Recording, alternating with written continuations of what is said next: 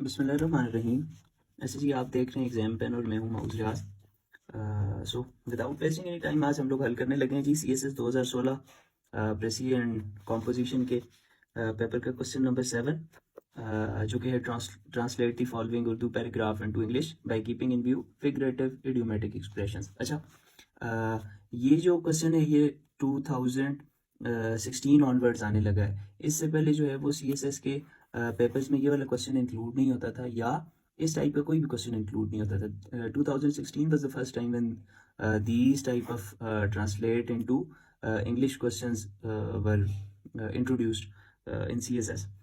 तो इसे बहुत ज़्यादा मुश्किल समझा जाता है। सो आज हम लोग हल करके देखते हैं जी प्रैक्टिकली कि कितनी एक मुश्किल होती है ट्रांसलेशन बनानी, और क्या उसूल हैं, क्या सीक्रेट्स हैं ट्रांसलेशन बनाने के। सो चलें जी स्टार्ट लेते हैं। सो आम लोगों का ख्याल है कि मुल्क के कानून और फ़र्द की आज़ादी एक दूसरे की ज़िद होते हैं। अच्छा, मेरे ख्याल से सबसे आसान क्वेश्चन, सारे ही आसान है मगर सबसे अगर आसान की बात की जाए तो वो होती है जी ट्रांसलेशन, और वो क्यों, वो भी आपको समझ आ जाएगी। अच्छा, आम लोगों का ख्याल है कि मुल्क का कानून और फ़र्द की आज़ादी एक दूसरे की ज़िद होते हैं। सो पीपल जनरली बिलीव, किसी जगह पे आपको ये फीलिंग नहीं आएगी कि यार ये कोई मुश्किल चीज़ है, ठीक है। People generally believe that the countries, मुल्क के कानून, द कंट्रीज लॉज और फ़र्द की आज़ादी, एंड फ़र्द की आज़ादी, इंडिविजुअल फ्रीडम, एक दूसरे की ज़िद होते हैं। और ज़िद को क्या कहते हैं जी? कॉन्ट्राडिक्टरी, और कॉन्ट्राडिक्टरी एक दूसरे की, टू ईच अदर, ठीक है जी, टू ईच अदर।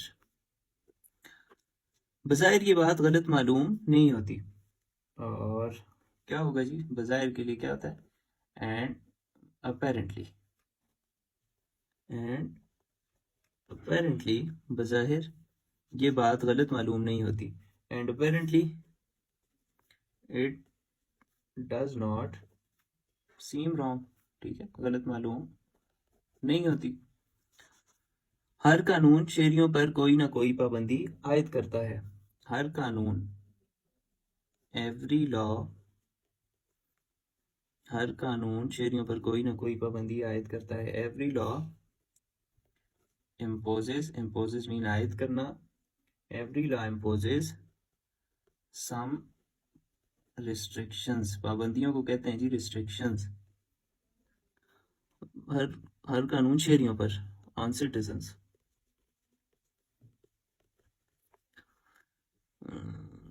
करता है। अगर मुल्क में कवानीन की तादाद ज़्यादा हो तो मजमूई पाबंदियां भी ज़्यादा होती हैं, ठीक है। अगर मुल्क में कवानीन की तादाद ज़्यादा हो, if there are numerous laws in the country, अगर मुल्क में कवानीन की तादाद ज़्यादा हो तो मजमूई पाबंदियां भी ज़्यादा होती हैं। तो हम कहेंगे there will B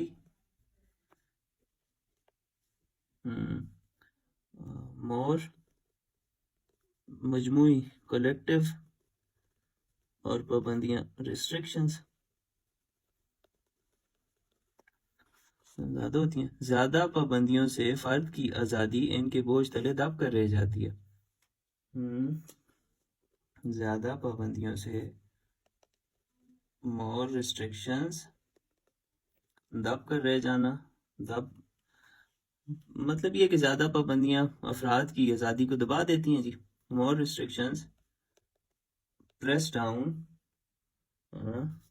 freedom of the individual, आज़ादियाँ, फ्रीडम ऑफ द इंडिविजुअल। इसके बरक्स ऑन दी अदर हैंड, या फिर आप कह सकते हो कन्वर्सली, या फिर आप कह सकते हो जी एक और होता है on the other hand, conversely, एक और होता है मेरे माइंड में नहीं आता और अभी। ऑन दी अदर हैंड कवानीन की तादाद कम हो, on the other hand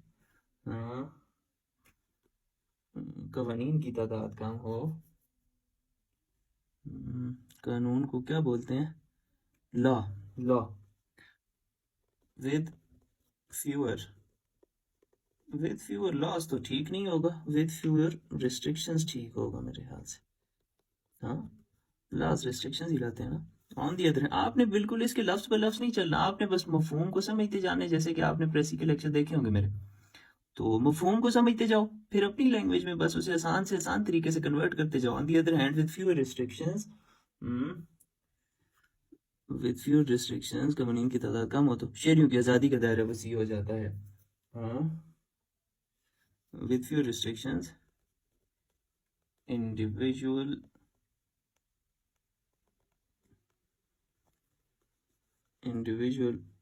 freedom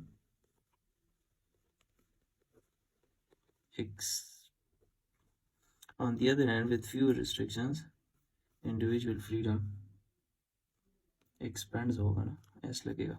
तो ये थी हमारी आज की ट्रांसलेशन। अभी देख लेते हैं जी कि people generally believe that the country's laws and individual freedom are contradictory to each other and apparently it doesn't seem wrong। बज़ाहिर ये गलत नहीं लगता। Every law imposes some restrictions on citizens। If there are numerous laws in the country, there will be more collective restrictions. More restrictions press down freedom of the individual. On the other hand, with fewer restrictions, individual freedom expands। तो इतनी सी बात थी जी, और 10 number आपने secure कर लिए। So thank you.